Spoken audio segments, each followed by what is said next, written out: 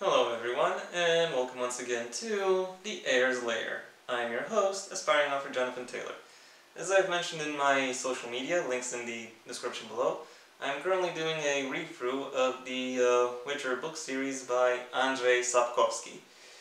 And over the course of, and in this video as well as several others both before and after it, I'm going to give you my reviews and impressions of each of the books. Fuck, I can't talk at all today. Anyway, I'll try to keep these reviews as I'm being pursued again. I'll try to keep these reviews as spoiler-free as possible, just in case anyone who hasn't read the books yet stumbles across them. Today's video will be about the first fully fledged novel of this anthology, Blood of Elves. Given this is the first novel in the series, it begs the question, how does Sapkowski manage the transition from short stories to long-form narratives? The very short answer is he does it pretty well, actually. To be more precise, Sapkowski has already written a lot in and about this world, so he understands how the people in there live and what kind of motivations they would have. And watching them pursue their own goals, as well as try to piece together the goals that have not been mentioned yet, still very much makes for an interesting reading experience. What is different, however, is the fact that we now are given more context for how the magic works. We get to understand that there are some specific principles at play here, and there is a concept or a frame of mind that allows us to pursue a similar level of understanding as characters from within the story would also have. And also the geography of the setting has become much more important.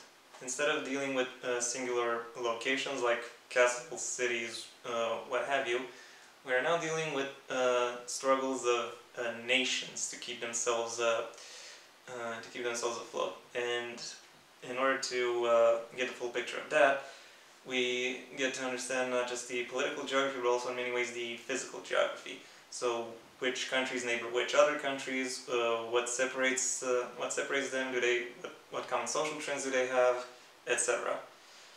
So how are these new elements integrated within the narrative?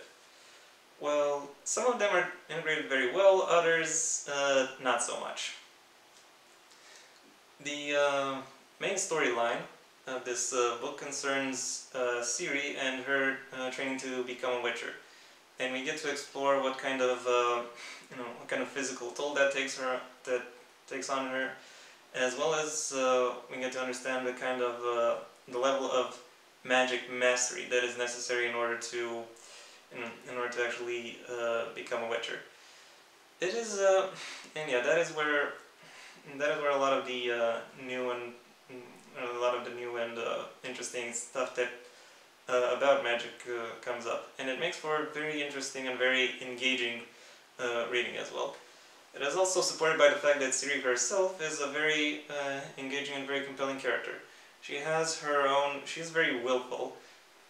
She has her own understanding of what it means to be a person within this world and of what one should do. She has her own sense of right and wrong.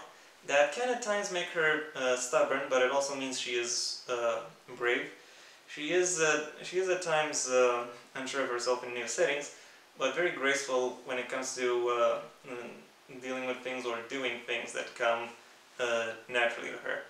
She is the standout character of the book, definitely, and her arc in this book very much serves as a template for how you take a child character and make her grow up. She isn't really a full-grown mature adult by the end of it, but she is getting there, slowly but surely, and it's quite a joy to read, if I am to be honest. Other standout characters include a debuting Triss Merigold, a sorceress who almost immediately develops a mother-daughter relationship with Ciri, and Rience, who is the closest this book has to a villain who tries to pursue and capture Ciri towards his own means. What are his own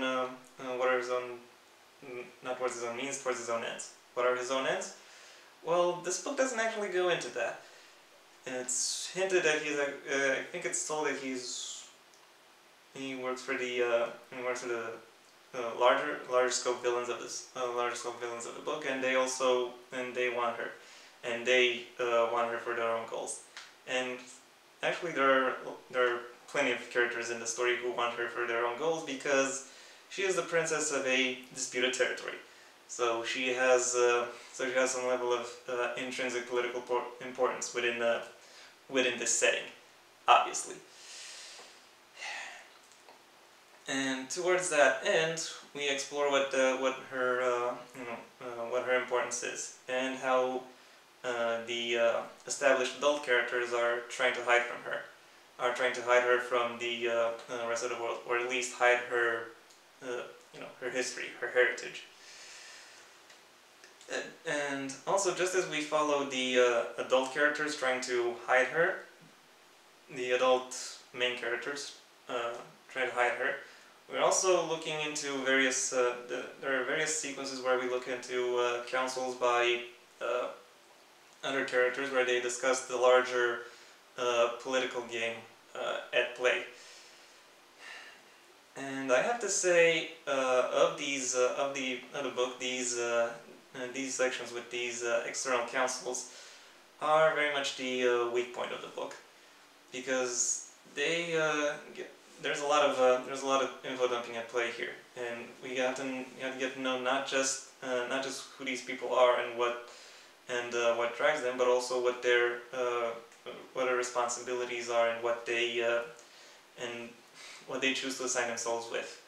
It's not terribly interesting to